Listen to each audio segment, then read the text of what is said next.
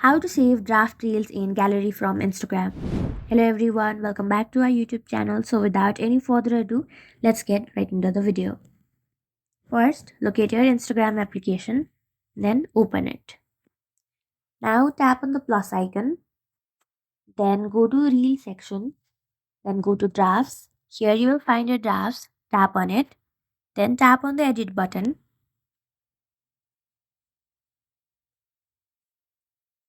and then what you will have to do is swipe like this and you will find an option of import. Tap on it and you will also get an option of downloading that video.